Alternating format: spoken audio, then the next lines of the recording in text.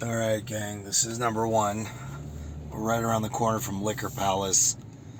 And this is Crabby Auntie.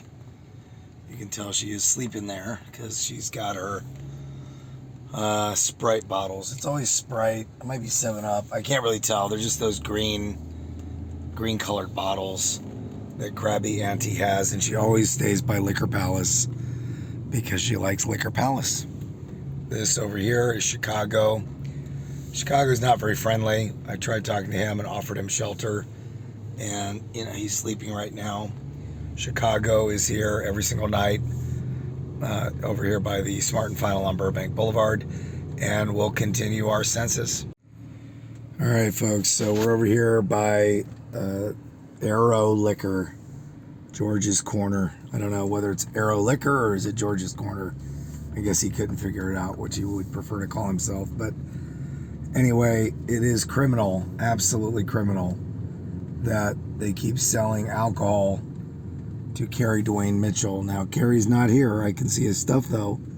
He's got a little habitat going on there by the liquor store. And I see somebody across the street, but that does not look like Kerry. Let's see if we can find Kerry. He may be over at the... Yeah, I don't see him. I'm going to keep looking. Kerry is usually around when his stuff is around. He might be over at the Ralph's. I'll check it out.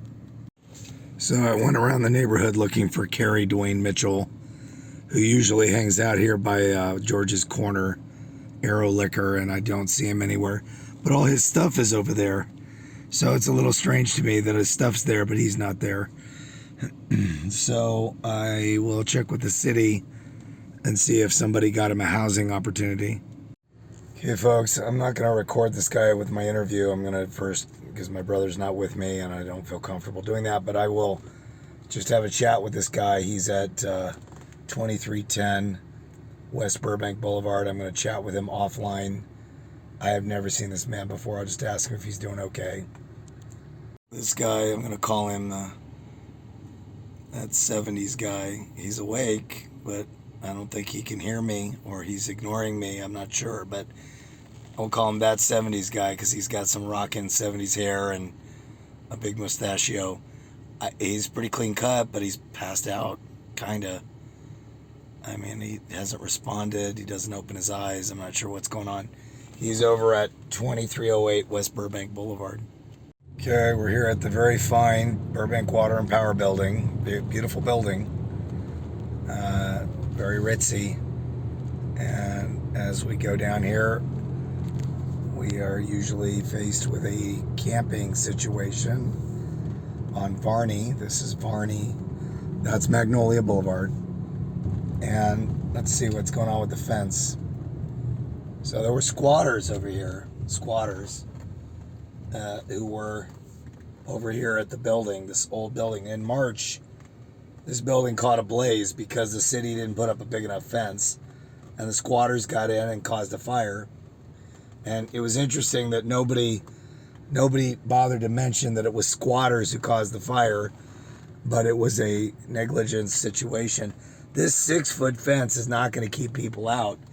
You got 6 foot, no barbed wire. What you need is like an 8-foot fence with barbed wire. These tents have been here for a really, really long time. And people just sleep here. And the city's doing work here.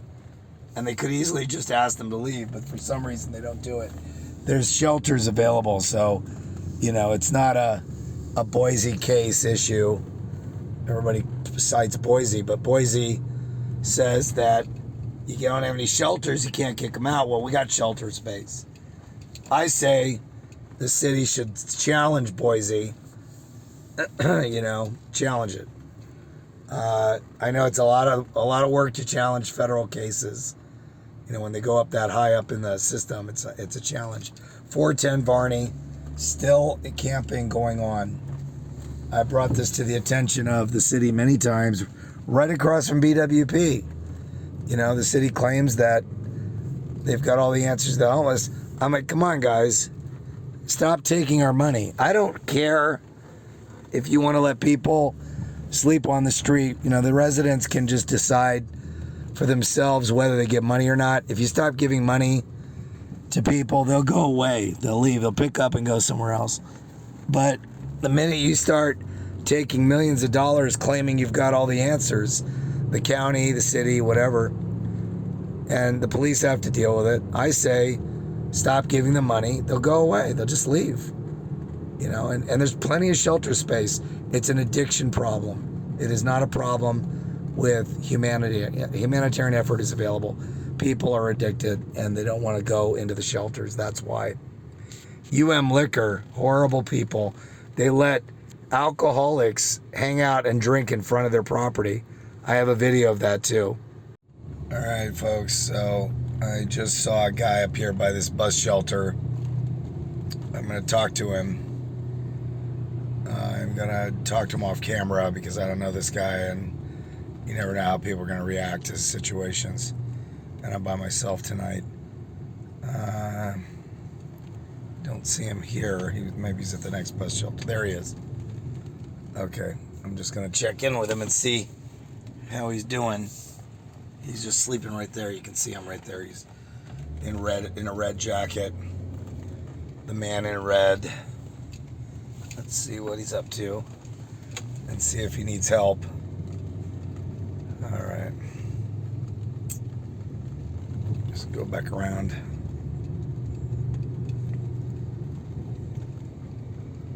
These alleys sure are long. I guess city blocks are long.